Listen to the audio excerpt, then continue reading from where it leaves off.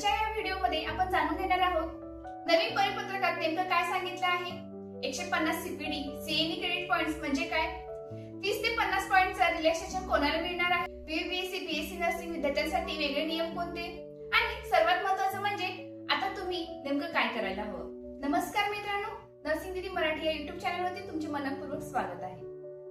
मित्रांनो, Maharashtra nursing council कडून 27 जुलै 2026 रोजी एक महत्त्वाचे परिपत्रक प्रसिद्ध करण्यात आले आहे। या परिपत्रकामध्ये 2027 ते 2032 या कालावधीसाठी रजिस्ट्रेशन रिन्यूअलसाठी संदर्भात काही महत्त्वाच्या सूचना देण्यात आलेल्या आहेत। आजच्या या व्हिडिओमध्ये आपण जाणून घेणार आहोत नवीन परिपत्रकात नेमकं काय सांगितलं आहे, 150 सीपीडी सीएनई क्रेडिट पॉइंट्स म्हणजे काय, 30 ते 50 पॉइंटचा रिलॅक्सेशन कोणाला मिळणार आहे, बीबीएससी बीएससी नर्सिंग विद्यार्थ्यांसाठी वेगळे नियम कोणते आणि सर्वात महत्त्वाचं म्हणजे आता तुम्ही नेमकं काय करायला हवं। चला तर सुरुवात करूया।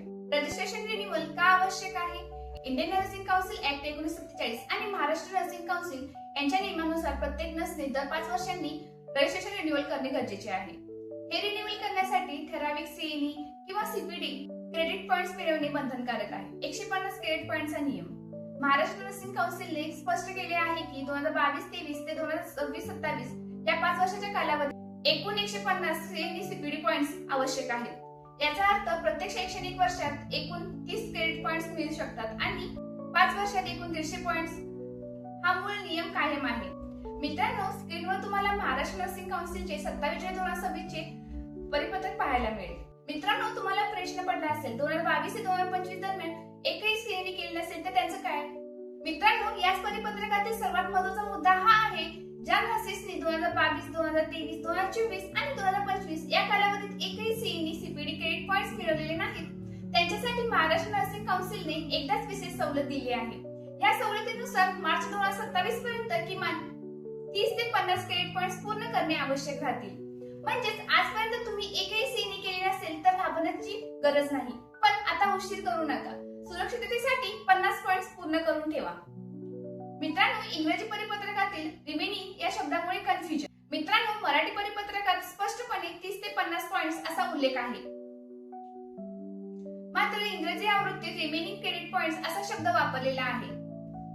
यामुळे अनेकांच्या मनात प्रश्न निर्माण झाला आहे की रिमेनिंग म्हणजे 150 पूर्ण करायचे की फक्त 30 ते 50 पॉइंट्स। आता उपलब्ध असलेल्या मराठी परिपत्रक आणि अधिकृत माहितीनुसार 30 ते 50 पॉइंट्स रिलॅक्सेशनचाच अर्थ घेतला जात आहे। तरीही भविष्यात महाराष्ट्र नर्सिंग काउन्सिल कडून आणखी स्पष्टीकरण आलं तर माहिती आपण या चॅनलवरती लगेच देऊ। मित्रांनो, तुम्हाला प्रश्न पडला असेल मागील 75 पॉइंटची आपण मागणी केली होती, त्याचं काय झालं? काही नर्सिंग संघटनांनी 150 क्रेडिट पॉइंट ऐवजी 75 क्रेडिट पॉइंट करण्याची मागणी केली होती। त्याआधी प्रत्येक सीएनईला फक्त 5 पॉइंट मिळत होते, आता प्रत्येक सीएनईला 10 पॉइंट्स मिळत असल्यामुळे सीएनईचे पॉइंट दुप्पट झालेले आहेत। मात्र इंडियन नर्सिंग काउन्सिलच्या नियमानुसार 150 क्रेडिट पॉइंटची जी अट आहे ती कायम आहे, त्यामुळे 75 क्रेडिट पॉइंटची जी मागणी होती ती स्वीकारण्यात आलेली नाही। मित्रांनो, तुम्हाला प्रश्न पडला असेल बीबीएससी आणि एमएससी नर्सिंग विद्यार्थ्यांसाठी वेगळे नियम कोणते आहेत? जर तुम्ही 2022 नंतर बीबीएससी नर्सिंग किंवा एमएससी नर्सिंग पूर्ण करून ऍडिशनल एज्युकेशन रजिस्ट्रेशन केले असेल तर तुम्हाला त्या शिक्षणासाठीचे क्रेडिट पॉइंट्स मिळणार आहेत, तर सीएनई करण्याची आवश्यकता नसू शकते।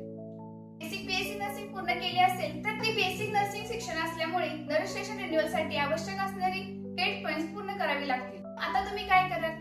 माझा सल्ला असा आहे की शक्य तितक्या लवकर सीएनई पूर्ण करा। किमान 50 क्रेडिट पॉइंट्स तुमच्या खात्यात जमा करून ठेवा। शेवटच्या क्षणापर्यंत वाट पाहू नका आणि त्याचबरोबर तुमचा अभ्यासही सुरू ठेवा, कारण पुढे DHS, DMER, एनओआरसीटी, RRB, ESIC, AIIMS अशा अनेक भरती येणार आहेत।